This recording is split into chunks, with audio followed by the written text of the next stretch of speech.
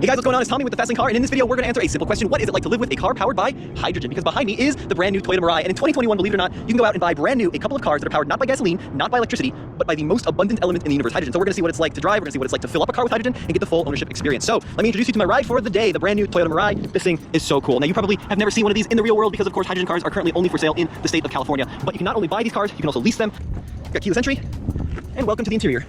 Now the interior in the Mirai is just as nice as the exterior. It may have a Toyota badge on it, but this thing is through and through Lexus. It really is that nice. Leather seating surfaces, leather across just about every material. Giant instrument cluster. Everything you touch feels like a vehicle that costs $60,000+ because of course this vehicle does cost $60,000+. I present to you the Maroni. Let's see here. Total price $68,540. What is it like to start up a hydrogen powered car? Well, my seatbelt on. Is it gonna sound like a flux capacitor? Key in the pocket, foot on the brake, push the start button. Couple beeps, couple bongs. That's it. Absolute pure silence. There's no whooshes, there's no crazy, I don't know, grinding noises or buzzing noises. It's just like starting up an electric car because at the foundation, a hydrogen vehicle is an electric car. So let's go ahead and put it into drive. We do have a transmission selector that's very similar to what you find in a Prius. All right, so now that we're on the main road, how does a hydrogen vehicle work? What are the fundamentals? Well, it really is pretty simple in theory and very complicated in reality. So I'm sitting on top of 3 tanks which store hydrogen at about 10,000 psi. Now, that hydrogen is sent to something called the fuel cell, which is located underneath the hood. And the fuel cell is a very clever piece of technology that combines oxygen from the air with hydrogen from the tank to create water. Now, in the process of creating water, it creates a little tiny zap of electricity. And if you have enough zaps of electricity, you've got propulsion through an electric motor. Very simple in its kind of thought process, but very complicated in reality, if that makes sense. Now, there's a little bit more to it. There's also a high voltage battery like you find on a hybrid car. It's about 1.24 kilowatt hours. So it is a small high voltage battery considering like a Tesla is 100 kilowatt hours. But then again, it doesn't need a high voltage battery that's 100 kilowatt hours because as you drive along, the fuel stack is making electricity to propel you down the road and the battery just kind of fills in the gaps. For example, under hard acceleration, you kind of have to build up that electricity production through the hydrogen fuel cell. So that's where the battery fills in the gap. So I pulled over here to a gas station. I wanted to see what the fuel prices were at the station in just a random station in San Diego. $4.79, $4.87, $5.09, $4.91. So it's getting expensive.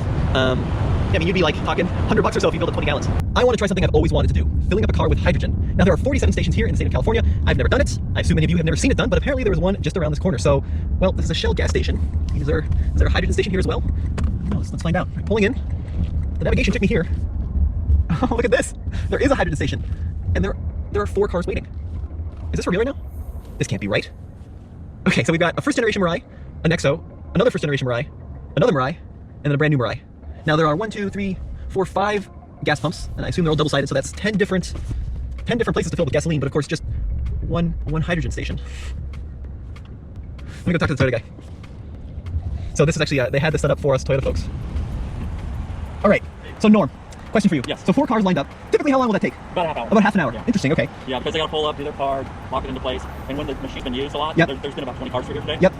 It goes even slower. So the more it gets used, the colder it gets, the slower it goes. Interesting. So that's why we're at about a 20-minute wait, as well as the nozzle is starting to freeze onto the nipple. So here's the predicament I'm in. So there's 4 cars lined up for hydrogen. We've got this gentleman Norm, who is helping out with this Toyota event and is showing us journalists how to use it. But of course, this is a publicly open and available charging station. Damn it. So that is way longer than I was expecting. One of the benefits of hydrogen, of course, is that it's been pitched as a fast way to fill up your vehicle. Like an electric car, we have to wait for the vehicle to charge. But 25 minutes to fill up 4 cars doesn't seem great, to be brutally honest with you. And I just looked up another hydrogen station near me. If you're about to lose $40,000 for your car accident because you don't know this one trick, check this out. It turns out insurance companies use AI to calculate the near me, and I couldn't find one close by. Norm was right. Norm is a guy working with Toyota. It was about a 20-minute wait, but it was actually super fun because there's like a great sense of community and people talking about their hydrogen experience. Kind of like what electric cars were like a few years ago. So the first thing you need to do is push the fuel filler button. Okay, so that's gonna pop that open, and then this is the nozzle. Dust cap. Okay, Yeah, that's the nozzle. Yep, gotcha. So can you explain to us H35 and H70? The H35 is pressure. Okay. It's not the grade of fuel. So it's the same hydrogen fuel. Just this is 5,000 pounds and this is 10,000 pounds. Okay, gotcha. So you can put H35 into an H70 vehicle, but it'll only fill it halfway. Interesting. Okay, so it's based on the pressure. You can't put H70 into an H35 vehicle. Gotcha. Because that's too much pressure. Okay, so we're gonna use H70, and then it's price per kilogram, so we're at $16. So when you buy Mirai, they give you a special credit card that gives you $15,000 worth of free hydrogen, which is just absurd. And then you can see the machine layout. It's pretty much the same as what you find from a gas station. So you have a little keypad, you got a little screen, you've got the option to print the receipts, and then rather than having 87 and 89 and 91, you've got H35 for 5,000 psi and H70 for 10,000. This is a nozzle, so there's like a collar, right? What you do is you hold on to this black handle, yep. You pull back on the blue, so you cover up the green, put it on, push out forward, give it a little tug, make sure it's connected, and then you push your grade. Check that out. And then there's like a hiss.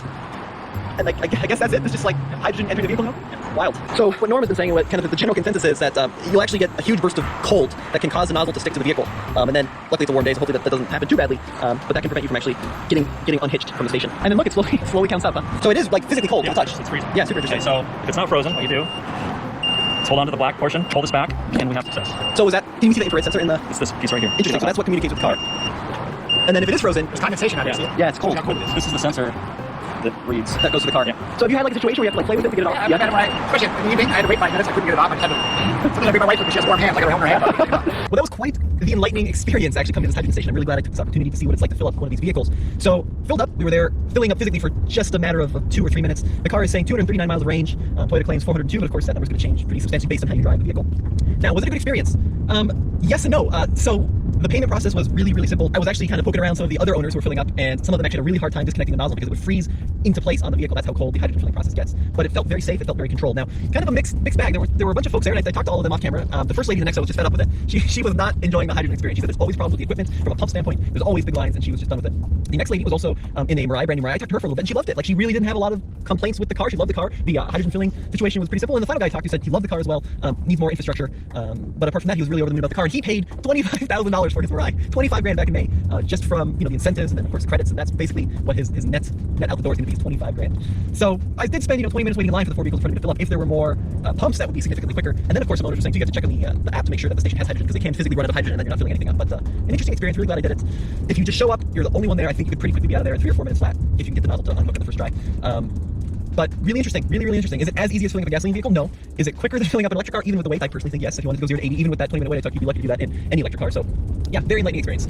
So what is it like driving a hydrogen-powered vehicle? Well, it's like driving an electric car. There's almost no difference. You have the instant torque that you'd expect out of an electric car. You have the quietness, the smoothness, the lack of shifting, because at its core, once again, it's an electric car, but rather than storing its energy in a battery, it creates it from a fuel cell. So the overall driving characteristics are very similar to, the power delivery of a full-on battery electric. However, there are some differences. One of the most interesting is that when you go to floor it, there's a little whooshing noise. And here's what's happening. There's kind of like an electric turbocharger that is forcing air at very high PSI across the fuel stack, because when you accelerate, you need to make more electricity. When you make more electricity, you need more hydrogen, and to go along with the hydrogen, you need more oxygen. So you have to force air across those membranes to create as much electricity as possible. So that whooshing noise, it's a little fan frantically delivering air to the fuel stack. But apart from that, there's no delay. Now, there would be a delay if there wasn't a high voltage battery, but the high voltage battery stores just enough power, so when you plant it, you can accelerate. You don't have to wait for the fuel cell system to kind of kick in. Apart from that, though, this is one of my all-time favorite cars. I love driving the Toyota Mirai. It's just so incredibly soft and squishy. If you've driven a Lexus LS, you've pretty much driven this vehicle, because it's the same platform, albeit this one is shortened. Super light steering, super soft suspension. Nothing about this is sporty, and that's what I love about it. So many modern cars are trying to be everything to everybody, and they're trying to be comfortable and sporty and have different drive modes and all these different buttons. Not the Toyota Mirai. It just wafts along in pure quietness with a little trickle of water coming out the tailpipe, because that is all that is emitted as you drive along in your hydrogen-powered vehicle. See how the handling is?